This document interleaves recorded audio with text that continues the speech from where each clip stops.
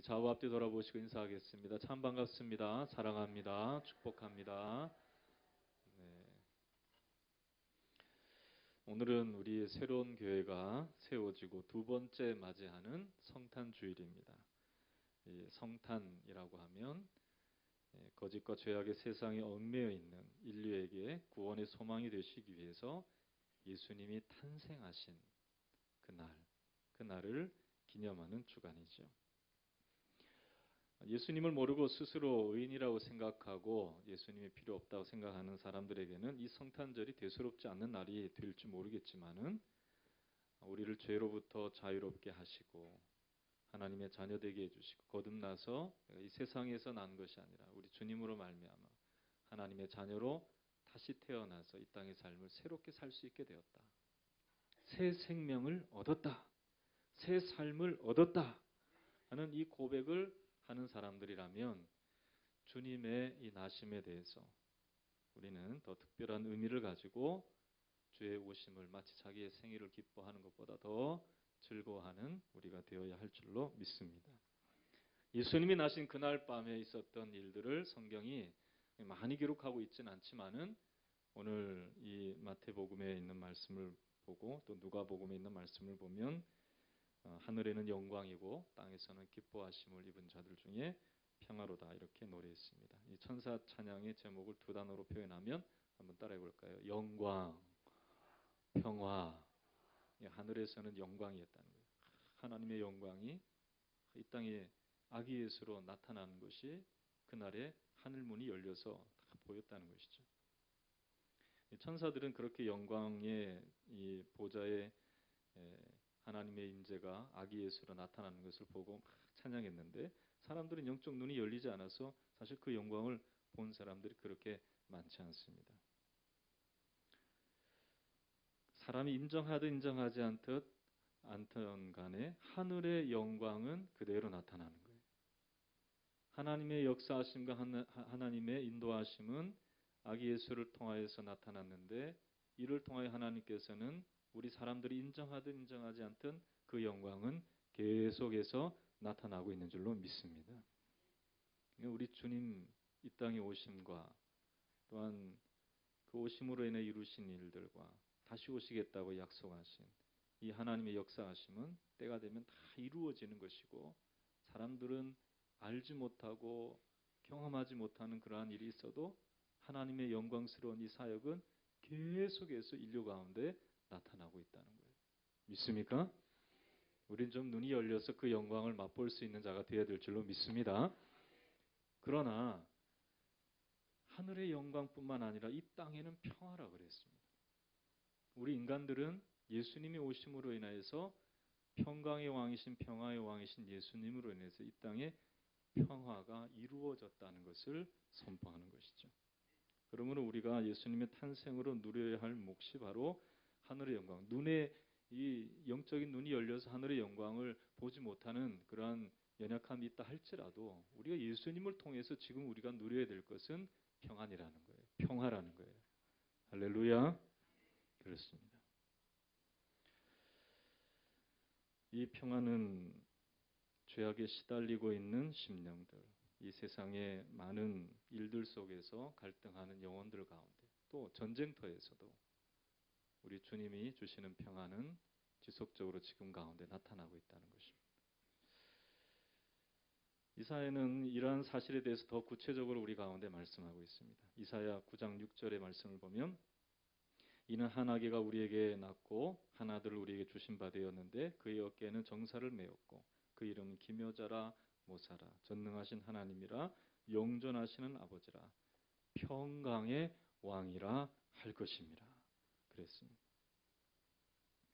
자기 백성들에게 이 평강의 왕으로 임하셔서 평화의 나라를 경험하게 하시는 분으로 예수님을 말씀하는 것이죠. 아니 그것을 누릴 수 있도록 우리 주님 안에 있으면 평안이라는 것입니다.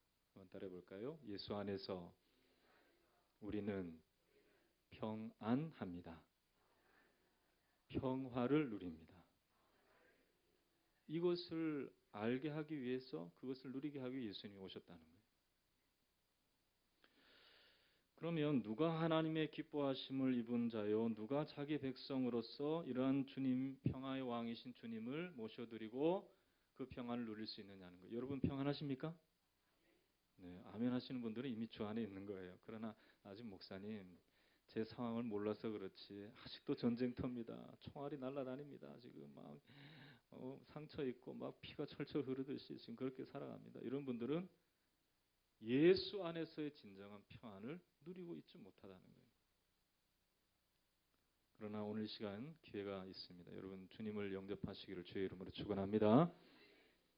우리 주님 앞에 나아가실 때 하나님께서는 어떤 상황 속에서도 예수 그리스도 안에서 잃어버리지 않도록 우리에게 평화의 왕으로 임재해 계시다는 거예요. 여러분 비록 누가 나를 죽이려고 달려드는 그런 일이 있어도 주 안에 있는 우리들 가운데 겁이 없습니다. 왜? 평화의 왕이 나와 함께 해 주시기 때문인 줄로 믿습니다. 그 평안을 누리라는 거예요.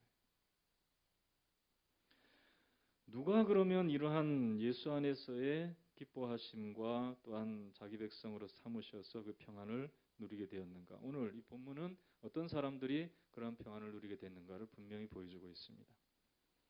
그것은 다름이 아니라 동방의 박사들이었고 또한 누가복음에서는 한밤에 양을 치던 목자라고 말씀하고 있습니다. 사실 이 평안을 누려야 될 사람들은 누구냐면 유대인입니다. 유대인. 예수님을 유대인의 왕으로 오신이라고 말씀하고 있죠. 오늘 본문의 동방의 박사들은 유대인의 왕으로 나신 이가 어디 계시뇨? 그렇게 헤롯 왕에게 물어봤습니다. 자기 백성을 죄에서 구원하시기 위해서 오신 메시아는 유대인의 왕으로 오셨다는 것입니다. 그러나 정작 유대인들, 특별히 왕궁에 있는 자들이나 또 백성들 위해 군림하고 영향력 있는 유대의 지도자들은 예수님을 영접하지 못했다는 게 문제인 것이죠. 평화의 왕으로 오신 예수님의 이 나심을 정말로 유대인의 왕으로 오셨지만은 누리지 못하는 유대인들. 그런 것처럼 그리스도인이면서도 예수 그리스도 안에서 평안을 누리지 못하고 여전히 그 마음에 답답함과 갈등과 염려로 근심하며 살아가고 있는 우리들이 이상하게 닮은 꼴이라는 거예요. 여러분 이러한 모습에서 벗어나서 평화의 왕으로 오신 주님을 모셔드리고 가정과 삶 속에 주의 주신 평강을 누릴 수 있는 저와 여러분 되시기를 주님의 이름으로 축원합니다. 그렇습니다. 요한은 요한복음 1장 10절에서 11절의 말씀에 유대인들이 예수님을 영접하지 못한 이유를 두 가지로 설명하고 있습니다. 그가 세상에 계셨으며 세상이 그로 말미암아 지은 바 되었으되 세상이, 여기서 세상은 사람을 말하는 것입니다. 온 세상을 말하는 것이 아니고 사람들을 말하는 거예요. 특별히 유대인들도 거기에 해당되겠죠. 이 세상이 따라합시다. 그를 알지 못하였고 그렇게 말씀하고 있어요. 관심이 없다는 거예요. 예수님에 대해서 관심이 없다는 거예요. 자기 땅에 오매 자기 백성이 영접하지 아니하였더니 당연하죠. 관심이 없는데 뭘 영접합니까? 저도 지나가다 보면은 우리 교인들이나 저한테 인사하지 저한테 관심 있으니까 인사하지 아니 남들이 저에게 인사하는 거 보셨어요? 지나가다가 누가 제가 지나가는데 아이고 잘생겼다 인사 받으십시오. 그 인사하는 사람 봤습니까? 아무도 그렇지 않습니다. 지나가도 관심조차 없어요. 그런 것처럼 예수님에 대해서 관심조차 없기 때문에 이들은 영접할 수 없었다는 거예요.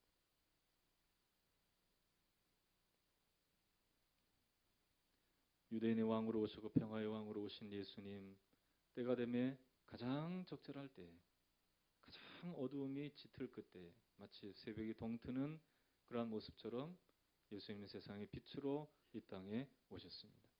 늦은 것도 아니에요. 다 잊어버릴 때도 아니에요. 가장 적절할 때 가장 어두울 때 빛을 비추시는 분으로 하나님은 예수님을 보내어 주셨습니다. 그럼에도 불구하고 유대인 영접하지 않았다. 여러분 그 성극 중에 빈방이 있습니까? 라고 하는 성극 여러분 혹시 아십니까? 예, 성탄절 전야에 늘 이제 주일학교나 또 교회에서 성극으로 공연하게 되는 그러한 연극인데요. 원래는 그 성경에 있는 내용을 그대로 이제 연극으로 만들어서 하려고 했습니다. 이제 가이사 아구스토가 전국을 호적하라고 할 때에 예수님과 예수님의 어머니와 아버지인 요셉과 마리아가 이 다윗의 집 사람들이니까 다윗 집안에 있는 사람들이니까 베들레헴으로 호적하러 갔습니다. 그때 많은 사람들이 있어서 그 사람들이 다 묵을 방이 없었는데 예수님은 결국 그 어머니와 그 아버지가 예수님을 이렇게 어머니가 만삭이 된 상태에서 호적하러 올라갔다가 집을 방을 구하지 못해서 결국은 어디서 예수님을 낳게 됐습니까? 마구간에서 낳게 됐잖아요. 근데 그걸 연극을 해야 되는 거예요. 그 연극의 핵심 내용이에요. 예수님이 마구간에서 나셨다. 그거를 연극을 해야 되는 거예요.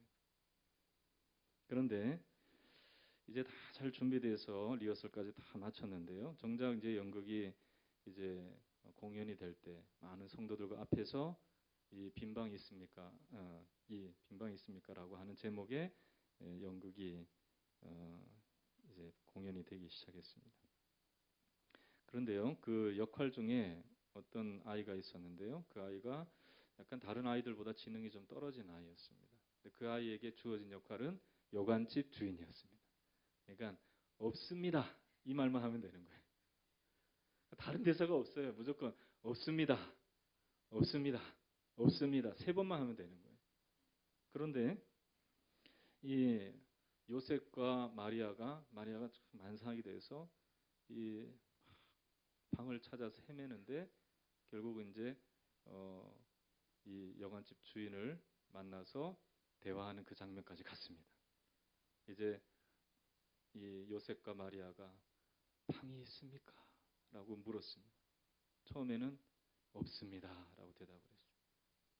또 방이 있습니까? 한 번 더 물어봤어요. 그때도 없습니다. 라고 대답했어요. 이제 마지막 한 번 없습니다만 하면 연극은 이제 수월하게 넘어가는 거예요. 근데 결론은 막바지 클라이막스에 이르러서 말구 위에 나신 예수님을, 아기 예수님을 딱 이렇게 연출해내면 되는 것이었어요.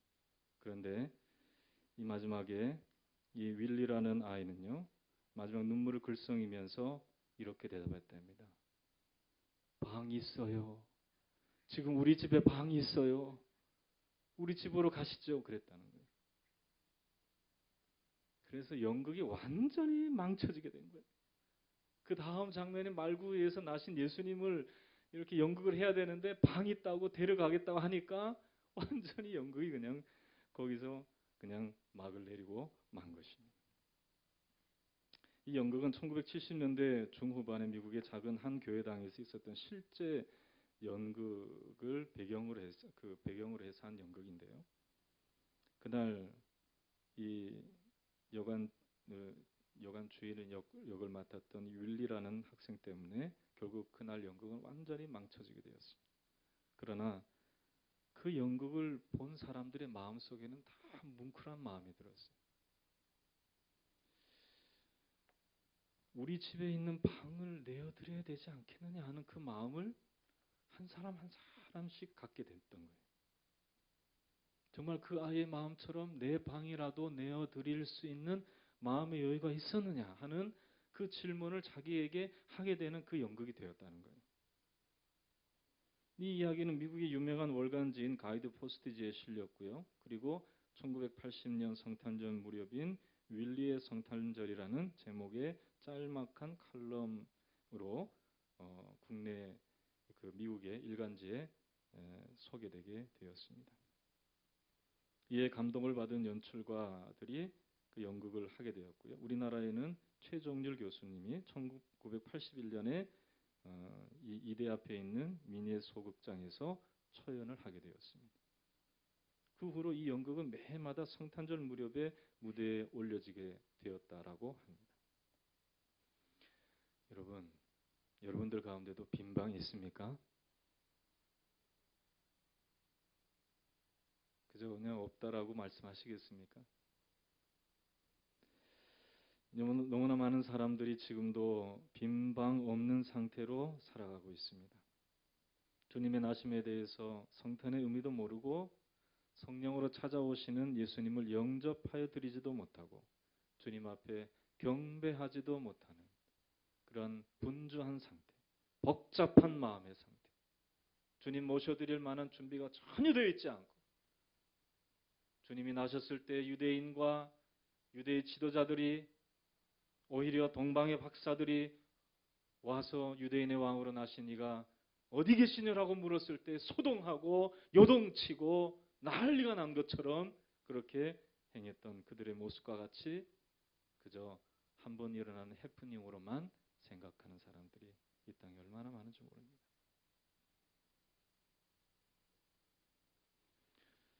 여러분, 우리는 주님을 영접하여 드릴 준비를 하는 늘 빈방을 예비하는 심령으로 주님 앞에 살아가는 저와 여러분 되시기를 주님의 이름으로 축원합니다. 그러면 어떻게 하면 아기로 오신 예수님을 경배하는 자로 또 성탄의 기쁨을 맞이할 뿐만 아니라 예수님께 경배하며 살아갈 수 있을까요? 첫 번째로 우리 동방의 박사들에게서 그 힌트를 얻을 수 있는데요. 한번 따라하겠습니다. 떠나야 합니다. 떠나야 되는 거예요. 동방의 박사들은 자신을 인도하는 그 빛을 보고 그들이 살던 곳에서 떠나서 빛의 인도함을 따라 나섰습니다. 그냥 별만 보고 야, 큰일이 일어나겠어. 앞으로 큰 왕이 태어나겠어. 유대인의 왕이 태어나겠어. 이렇게 감탄만 하고 그친 게 아니에요. 그 별을 보고 그들의 삶의 자리에서 떠나서 예수님이 유대인의 왕으로 태어나신 것을 확인하기 위해서 이들은 그 길을 떠났던 것을 보게 됩니다. 자, 한번 봅시다. 오늘 말씀을 보면은 2장 말씀을 보면요. 1절에서 2절까지 말씀을 보면 이렇게 기록되어 있습니다. 한번 같이 읽어보겠습니다. 시작. 헤롯 왕 때에 예수께서 유대 베들레헴에서 나심에 동방으로부터 박사들이 예루살렘에 이르러 말하되 유대인의 왕으로 나신 이가 어디 계시냐? 우리가 동방에서 그의 별을 보고 그에게 경배하러 왔노라. 사람들은 이 별이 무엇일까 참 궁금해합니다. 그래서 이 별을 헬리의 성이다 이야기하기도 하고 이 별은 아니다 목성이다 아니면 뭐 금성이다 그렇게 얘기하기도 하고 별똥별이다 이야기하기도 합니다. 과학적으로 설명하려고 그래요. 그러나 그 별은 우리가 자연적인 현상에서 볼 수 있는 별이 아니에요. 여러분 말씀을 보세요. 자, 그래서 이제 뭐 소동이 났죠. 헤롯 왕은 어디서 예수님이 나실 것인가에 대해서 백성의 서기관들을 대제사장과 서기관들을 모아서 그리스도가 어디서 나겠느냐, 유대인의 왕으로 나신 이가 어디 계시냐 물어보니까 이건 메시아다라고 헤롯은 직감했어요. 헤롯은 유대인이 아니에요. 에돔 사람이에요. 그냥 로마 정부에 의해서 분봉왕으로 세워진 사람이에요. 그러니까 유대인의 왕으로 누가 나셨다 하니까 자기 자리가 얼마나 위태하겠어요. 그러니까 긴장된 마음으로 유대인의 왕으로 나시니 어디서 나겠느냐 이렇게 대제사장과 서기관들에 물어서 결국은 유대인의 왕으로 나신 이를 제거해버려야 되겠다 이렇게 생각을 합니다. 그런데 보니까 이 유대 땅 베들레헴아 너는 유대 고을 중에서 가장 작지 아니하도다. 내게서 한 다스리는 자가 나와서 내 백성 이스라엘의 목자가 되리라 하시는 이 미가 선지자의 말씀을 이 대제사장과 서기관들은 떠올리게 됩니다. 예수님이 어디서 나시는 거예요? 말씀을 보니까 유대 땅 베들레헴에 나셨다라는 것을 이미 미가 선지자가 예언하셨다는 거예요. 그러니까 다 알고 있었던 내용이 어디서 나실지를.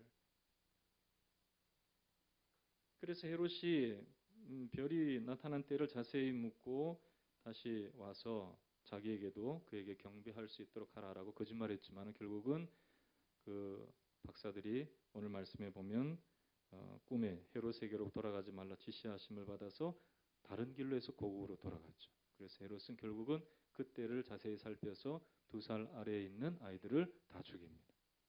그런 일들이 벌어지는 거예요. 그런데 오늘 말씀을 보면은요, 이 박사들이 베들레헴 땅이라는 곳, 즉 예루살렘에서 약 한 10km 정도 떨어져 있는 곳인데요. 그러니까 작은 마을이니까 그냥 그곳에 가면 예수님이 나심을 유대인들은 다 알 수 있으니까, 예? 유대인들은 다 알 수 있을 것 같으니까 가면 되겠지라고 하는 마음으로 이 동방의 박사들은 출발하게 됩니다.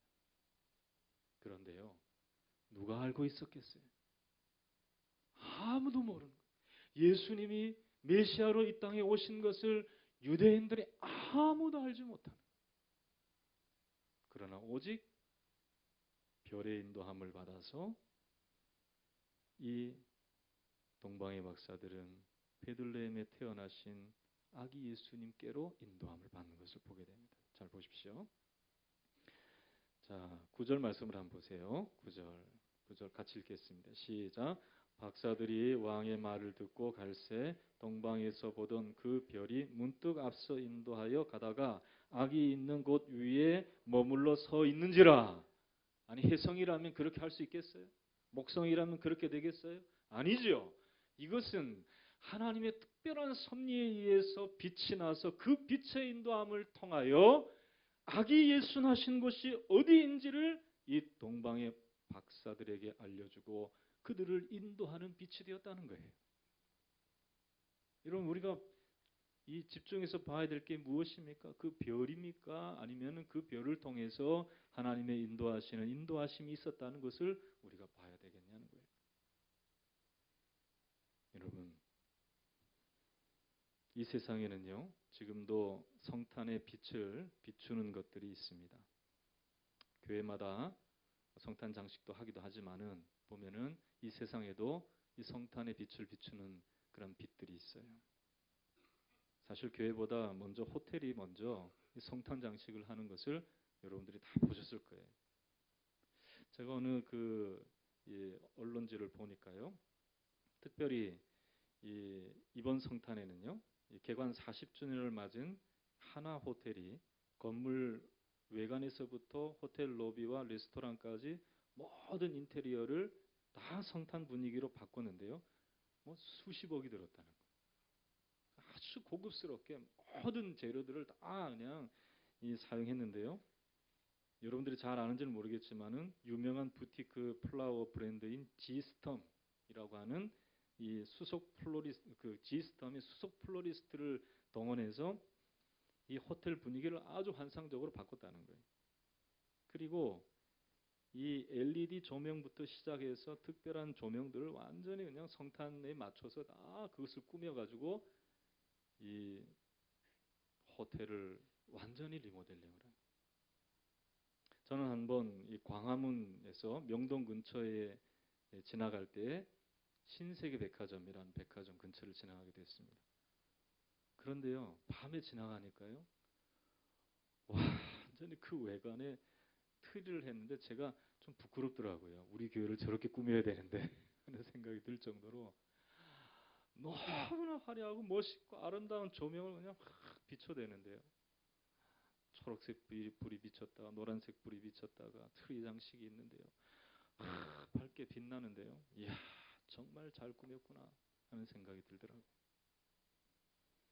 그런데 가만히 생각해 보니까 그 안에 예수님은 안 계시더라고요. 산타클로스가 있고 루돌프 사슴코가 있고 그리고 각종 선물 장식이 있지만 그 안에 아기 예수님은 안 계시더라는 거예요. 여러분, 이 세상에 그 어떤 것이 빛나는 것이 있다 할지라도 그 빛이 여러분들을 아기 예수께로 평화의 왕으로 인도함을 줄 수 있는 빛은 안 된다는 거예요.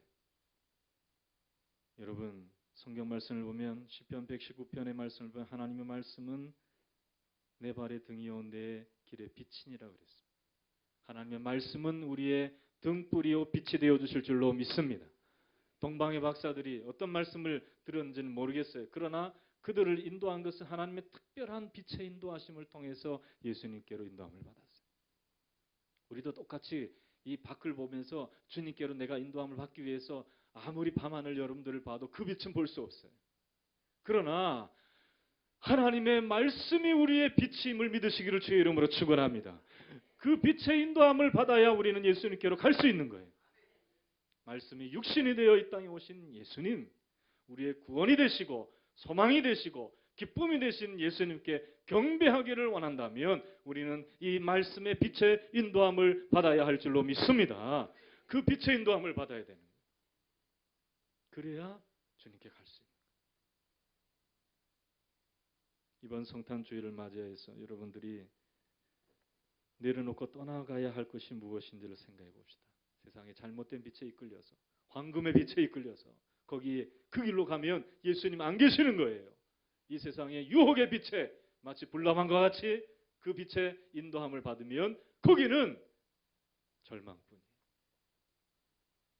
여러분, 지식이 여러분들을 구원합니까? 절대로 그렇지 않아요. 돈이 여러분들을 구원합니까? 절대로 그렇지 않아요. 제가 어떤 영화를 보니까 세상 종말이 되니까 사람들이 뭐 있을 수는 없는 일이지만은 종말의 때에 보니까 이 구원의 방주 하나를 지어놓고 그 방주에 들어가는데 내야 될 티켓, 한 사람의 티켓 값이 1조 원이 넘어요. 여러분 1조 원 갖고 계세요? 여러분, 돈으로 구원받지 못해요. 돈으로 생명 얻을 수 없어요.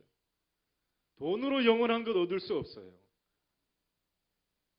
여러분 그 자리에서 떠나서 영원한 생명 되시고 기쁨 되시고 하나님의 나라를 유업으로 우리 가운데 주실 언약의 표징이신 예수 그리스도께 이루기를 원해서 이 세상에 잘못된 빛에서 여러분 다 떠나서 말씀의 빛의 인도함을 받아 예수님께로 나아갈 수 있는 저와 여러분 되시기를 주님의 이름으로 축원합니다. 축원합니다. 그렇습니다. 두 번째로는 드려야 됩니다. 그들은 단순히 빛의 인도함을 받고 예수님께 그냥 예수님의 이 나심을 구경하고 간 게 아닙니다. 그들은 가장 귀한 것을 준비하여 주님께 드렸습니다. 오늘 말씀을 보면은요. 11절 말씀 한번 읽어봅시다. 11절 같이 읽겠습니다. 시작. 집에 들어가 아기와 그의 어머니 마리아가 함께 있는 것을 보고 엎드려 아기께 경배하고 보배 앞을 열어 황금과 유향과 모략을 예물로 드리니라 그랬습니다. 여기서 동방의 박사들이 드린 예물의 의미는 무엇이냐면 황금과 유향과 모략인데요. 이 황금은 왕이신 예수님께 경의를 표하는 예물이었습니다. 유향은 그리스도의 죽음을 상징, 그리스도로 말미암 그리스도께서 우리의 죄를 대신하여 죽으시는 죽으심에 대한 상징의 의미로 드려진 것입니다. 모략은 십자가의 고난을 상징하는 의미로 드려진 것으로 해석될 수 있습니다. 그런데 여러분 보세요. 동방의 박사들이 그런 의미를 알고 드렸을까요? 황금을 드립니다. 당신은 왕이십니다. 그러면서 또 유향을 드립니다. 모략을 드립니다. 당신이 그리스도시요 또 우리를 대속해서 죽으심을 당하실 분이십니다. 라고 생각해서 드렸을까요? 아니에요. 몰랐을 거예요. 그러나 자신에게 있어서 가장 최상의 것을 드릴 때에 우리 주님께 선물이 된 거예요. 여러분 우리 주님께서 무슨 선물을 받으실 그러한 부족한 것이 있어서 주님께서 그들의 경배를 받으셨을까요? 여러분 하나님은 모든 것에 충만하신 하나님이시지만 구원의 기쁨을 안고 주님 앞에 돌아와서 자신의 삶을 드리기를 원하는 자들의 경배를 받으시기를 원하시는 하나님이심을 믿으시기를 주의 이름으로 축원합니다. 향유 부은 마리아도 마찬가지입니다. 그는 자기의 가지고 있는 가장 값진 것을 예수님의 발에 부었습니다. 이것이 예수님의 장사를 예비하는지 그는 몰랐을 것입니다. 그러나 주님 앞에 가장 귀한 것을 드릴 때 그것이 주님의 장사를 예비하는 그러한 헌신이 되고 그의 이 헌신이 전 복음이 증거되는 곳곳마다 알려지는 계기가 될 것이라고 예수님께서 축복해 주셨던 것입니다.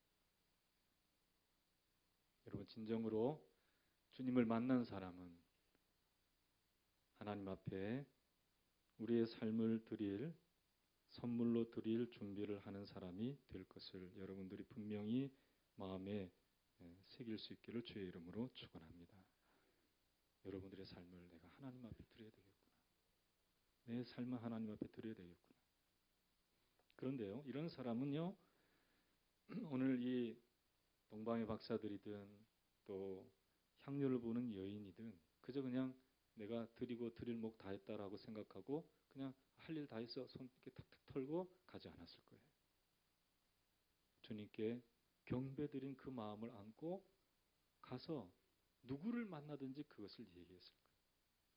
복음을 또 드러내는 자로 그들이 사용되었을 것이라는 것입니다.